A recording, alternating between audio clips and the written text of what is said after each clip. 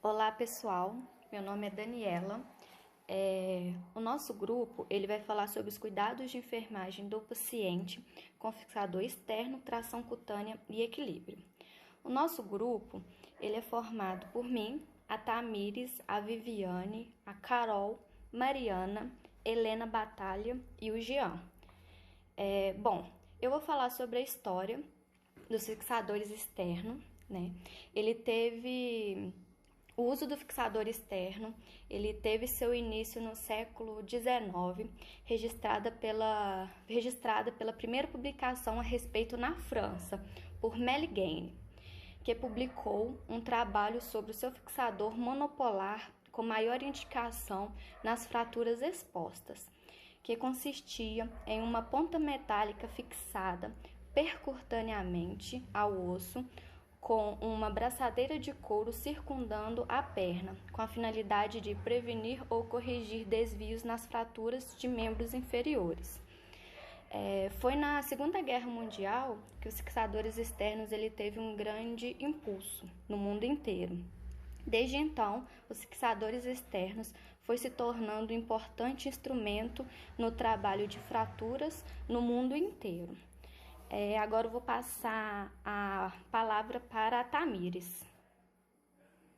Olá pessoal, eu vou estar falando aqui para vocês um pouquinho sobre os tipos de fixadores externos.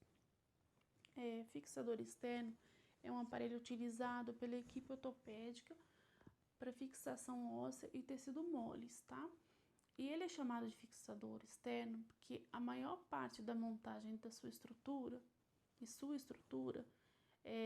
fica do lado de fora do corpo, na parte externa. Ele é utilizado em vários tratamentos, tá? Por exemplo, fraturas, deformidades ósseas, infecção óssea e tumores, alongamento ósseo. E temos aqui também alguns tipos de fixadores externos, tá? Que temos o fixador circular, que ele é colocado em volta, né, do membro, como tá na foto aí, do paciente, do membro do paciente. Ele fica todo em volta. Temos o fixador híbrido, que é a união entre o fixador monolateral e o circular, é a junção dos dois. Temos também o fixador monolateral, que é um fixador menor, e ele é posicionado apenas em um lado do membro, tá bom? E vou falar aqui também sobre alguns cuidados de enfermagem que nós técnicos de enfermagem temos que ter, tá? Por exemplo, temos que preparar psicologicamente o paciente, elevar o membro do paciente para reduzir o edema, monitorar a perfusão periférica, coloração, paresia e paralisia, verificar se no sítio de cada pino não há sinais de rubor, drenagem, imperceptibilidade, dor e afrouxamento dos pinos, comprometimento tecidual. Devemos também investigar dor incontrolável por elevação do membro ou de analgésicos, né? Pode ser um indicador de perfusão tecidual ou infecção. Informar ao paciente que ele é capaz de se movimentar, mesmo com o fixador, que será favorável para ele, irá ajudar ele a retornar o mais rápido possível nas suas atividades diárias. Também temos que fazer a limpeza da pele e do fixador, irá evitar, né, e minimizar possíveis complicações, tá bom? Então aí, falei só, né, pouquinha coisa do tipos que eu tenho aí, que eu coloquei para vocês e os cuidados, tá? E é só isso. Muito obrigada. Olá, tudo bem, gente? Eu sou a Caroline Santos Rodrigues Neves e vou falar sobre os fixadores de Ilizarov. O aparelho de Ilizarov é um fixador externo em aço inoxidável utilizado em fraturas expostas ou alongamentos de ossos. Criado pelo médico russo Gravil Ilizarov durante a Segunda Guerra Mundial, chegou ao Brasil na década de 1990. O fixador de Ilizarov é um fixador esquelético de fixação especial. A montagem desse fixador é extremamente complexa, feita no centro cirúrgico pelo médico ortopedista e o paciente precisa estar anestesiado. O fixador de Ilizarov permite a correção da deformidade e perdas ósseas e alongamentos de ossos, ou seja, quando o paciente sofre uma fratura no osso, pode acontecer nessa fratura ele perder fragmentos ósseos. Então, esse fixador propõe que seja fixado os parafusos, ele deu com o tempo o médico vai marcando e ele vai mexendo nesses parafusos, alongando esses ossos para que ele possa tipo se regenerar sozinho, entendeu? Ao pouco, não é coisas de muitos centímetros, mas isso acontece sim. A indicação dos fixadores de Ilizarov são para as fraturas cominutivas severas, fraturas associadas à perda óssea, fraturas expostas, fraturas associadas à lesão de partes moles, fraturas associadas à lesão neurovascular, fraturas associadas a queimaduras, tratamento das não consolidações, estabilização da osteostomias, artrodeses e alongamentos de membro inferior, que nem eu expliquei para vocês. Cuidados com o paciente com o uso de fixadores externos de Ilizarov e pós-cirúrgico. Tomar banho de chuveiro, caso haja feridas, proteger o membro com saco plásticos.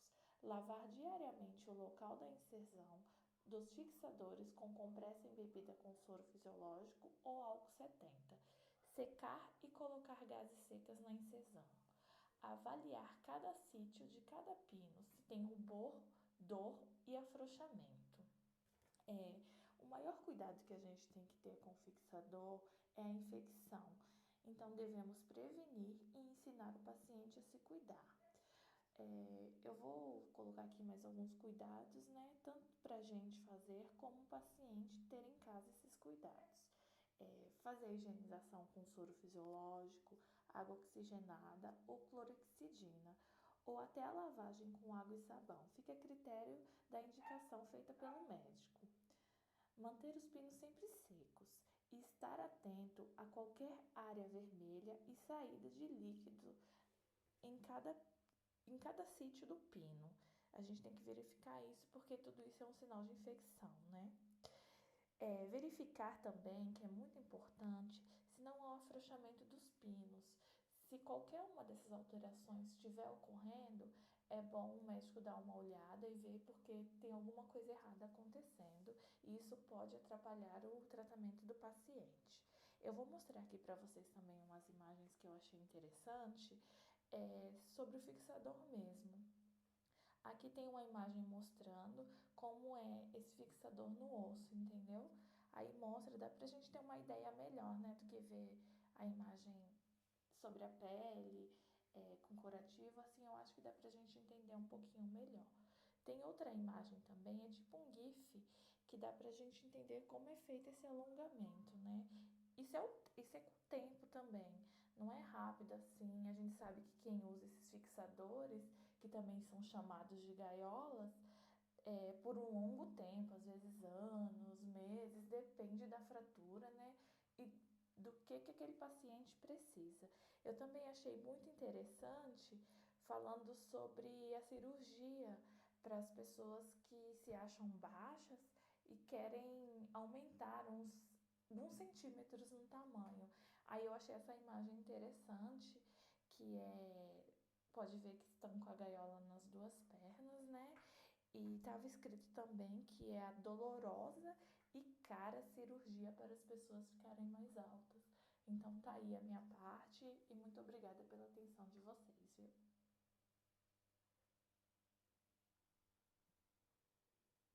Boa noite, turma. Eu sou a Mariana e hoje eu vim falar sobre as vantagens do fixador externo.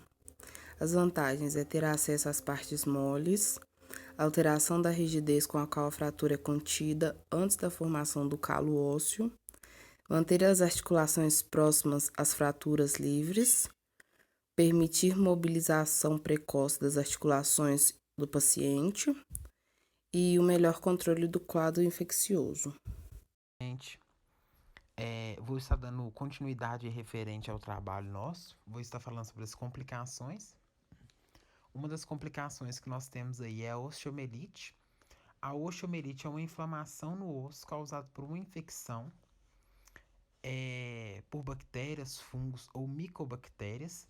Geralmente acomete as pernas, os braços ou a coluna, certo?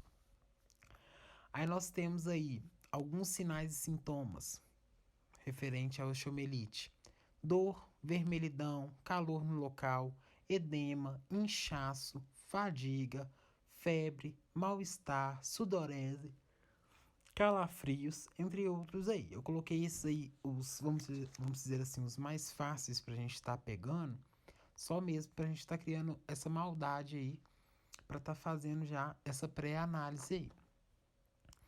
Nós temos aí também, gente, a parte do diagnóstico. O diagnóstico é um dos primeiros itens aí, a avaliação clínica, avaliação do médico, ou então até mesmo do próprio enfermeiro para estar realizando a triagem desse paciente aí. Avaliação clínica, hemograma, hemocultura. Hemocultura é um exame para fazer detecção da presença de fungos no organismo do paciente. O VHS ele é um exame aonde que se faz a separação da sedimentação do sangue, onde realiza o diagnóstico de doenças inflamatórias ou malignas. O nível da proteína C reativa, que nada mais é que, se esse exame der um pouco alterado, que tem lá os limites, né, vamos dizer assim, a modo grosso falando, que pode significar situações onde o corpo está passando por um processo de inflamação. Nós temos aí o raio-x, a tomografia computadorizada, ressonância magnética e a cintilografia óssea. A cintilografia óssea, ele é um exame nuclear, onde o paciente vai estar passando, né, por essa análise aí, e mais ou menos vai ficar de acordo com essa imagem aqui, ó. Aonde que isso aí é a parte óssea, né? Toda a parte óssea do paciente. Aonde que no corpo apresenta essa vermelhidão, esses pontos específicos vermelhos, é aonde a doença está instalada. Nós temos aí como tratamento drenagem, debridamento, medicamentos, antibiótico, entre outros medicamentos. Aí tem que ser avaliação do médico com o paciente, porque cada paciente tem, vamos dizer assim, um avanço diferente da doença. Cirurgias como amputação e irrigamento de ossos utilizando os fixadores. Vamos dizer assim, mais ou menos essa imagem aí de cima, aonde eu coloquei aí. Então, isso aqui, vamos dizer assim, é no modo geral a gente falando da osteomielite. Só que lembrando, cada paciente tem um avanço da doença diferente. Cada paciente vamos dizer assim, tem o seu modo de tratamento. Então, igual que a gente colocou a amputação, mas pode ser que a base da medicação já resolva. Então, é mesmo a gente estar avaliando aí constantemente o avanço do paciente e não generalizando num contexto só essa parte aí, beleza? Agora eu vou estar falando aí da pseudoartrose. Ela nada mais é do que uma falha no processo de regeneração do osso quebrado que impede totalmente a regeneração do mesmo de forma natural. Nós sabemos aí que a partir do momento que nosso corpo tem uma fratura, o cérebro já manda aquele sinal falando, opa, tem um problema ali. Então já começa todo o processo de regeneração, já, vamos dizer assim, meio que automático, uma resposta do nosso corpo para estar fazendo aquela melhora daquele machucado ali. Então, a sua causa nada mais é, né? É uma fratura que não acomete de forma natural, vamos dizer assim, que não tem, o corpo não responde de forma natural. Aí a gente aí tem aí, essas imagens aí eu coloquei da pele, só mesmo pra gente estar tendo essa análise mais fácil para vocês estarem entendendo. A hipertrófica são os ossos fraturados, estão bem vascularizados, que aí, vamos dizer assim, é aonde que já acontece o normal. Você fraturou aquele determinado local ali, todo o processo do seu corpo vai estar agindo de forma automática, vamos dizer, sem nenhum fracasso, vamos dizer assim. E atrófica, onde há deficiência na vascularização, que é igual nesse caso aí da imagem, onde a pessoa custa tá tendo todo esse processo, o processo dela é mais lento para estar realizando essa regeneração aí. Lembrando, né, novamente, as causas entram aí na circulação sanguínea deficiente, metabolismo, deficiência de vitaminas, pessoas sifilíticas, tabagismos, renais e diabéticos. A gente já sabe que essas pessoas que são portadores dessas doenças, vamos dizer assim, elas já têm um processo de regeneração um pouco mais lento do que as pessoas que são 100% saudáveis. Nós temos aí a questão dos sintomas: inchaço, dor, edema, vermelhidão no local, calor no local, entre vários outros aí. Aí a gente tem aí como tratamento a questão da cirurgia, certo? Por falta da questão de irrigação sanguínea. Então, acho que nesse caso entra mais uma cirurgia vascular, juntamente com uma ortopédica, enxerto ósseo, placas metálicas e muita fisioterapia para evitar que ocorra um atrofiamento aí do membro. E o diagnóstico, igual a gente sempre fala, avaliação clínica do médico, raio-x, exames, hemograma, entre outros aí.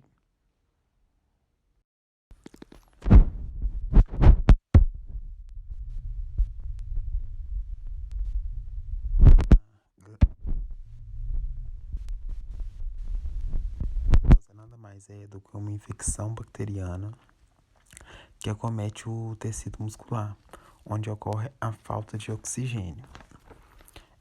Pode-se desenvolver gangrena gasosa após certos tipos de cirurgias ou lesões. Um exemplo que a gente dá de cirurgia é referente à cirurgia de vesícula biliar, lesões onde que acomete algum corpo estranho no corpo, que pode estar gerando esse tipo de infecção aí, por um contato de algum tipo de material aí. E sempre quando a pessoa ocorre essas bolhas gasosas também, próximo da área afetada, infectada, ocorre também uma alteração na frequência respiratória e cardíaca do paciente. E a gangrena gasosa, ela acomete, tipo assim, horas ou dias depois da cirurgia ou então do próprio incidente aí em si. Aí nós temos também os outros tipos de infecção, abordando também dentro da gangrena gasosa, é questão das infecções cutâneas superficiais, que podem não ser muito dolorosas, e as infecções mais profundas no músculo, que geralmente são as mais dolorosas. São, vamos dizer assim, que são mais simples do que a gangrena gasosa aí, só que se não tratada inicialmente pode estar transformando na gangrena gasosa aí, nessa complicação aí, que a gente tem até uma imagem aqui que mostra mais ou menos como que acomete aí o paciente. Aí alguns sintomas aí que nós temos: a área inchada, mudança da coloração da pele no local que está com essa infecção instalada, sensibilidade ao toque, líquidos, pus, bolhas grandes, entre vários outros aí. A gente tem os tipos de diagnóstico: a biópsia, o exame, a cultura de líquidos da ferida para estar fazendo essa verificação de qual tipo de bactéria que o paciente vai estar acometido aí. Tem a questão da avaliação clínica do paciente. Aí nós temos aí a questão da prevenção. A gente pegou um paciente que está com algum tipo de corpo estranho na perna, exemplo. fazer a limpeza correta daquele ferimento, passar tudo que a gente fez para o médico, ver qual é o melhor jeito de se tratar aquela determinada ferida, aquele determinado corpo estranho ali, para estar evitando que ocorra esse tipo aí. Eu falei remoção de corpo estranho, e quando tem esse corpo estranho, já entrar aí a base de antibióticos para evitar uma infecção depois aí. Aí os tratamentos que nós temos é a base de antibiótico e cirurgias para remoção de todo o tecido morto infectado. Nos Estados Unidos, acomete muito, cerca a cada 10 pessoas, 4 pessoas morrem com gangrena gasosa. Aí, gente, aqui a gente vai estar falando também a respeito de um caso real que a gente viu nessa página aí, Ortopedia QM, que eu sigo no Instagram. Ela é muito boa, tem vários casos reais aí que, tipo assim, que é o que a gente pode encontrar no pronto atendimento, que a gente for trabalhar futuramente. Pelo que a gente vê que não teve foi uma lesão exposta, né, de ápice da tíbia. O paciente não apresentou nenhuma lesão neurovascular, que isso é muito bom, porque não teve comprometimento do nervo daquele determinado local aí. Então ele passou por essa questão dos fixadores. Se não me engano, ele utilizou o fixador monolateral na sua perna. Olha como que é feito toda a equipagem do aparelho. E isso aqui é um videozinho, só que eu não consegui baixar. Mostra depois do tratamento, depois da fisioterapia que ele fez e todo o acompanhamento médico. Hoje, querendo ou não, ele está praticamente 90% aí estabelecido, sem muitas sequelas, vamos dizer assim, apresenta aí normalmente. Espero, gente, que vocês tenham gostado do nosso trabalho. Qualquer dúvida, a gente está à disposição para esclarecimentos seus. O que a gente não souber responder, a gente vai estar pesquisando para estar passando a informação mais certa possível para você. Muito obrigado.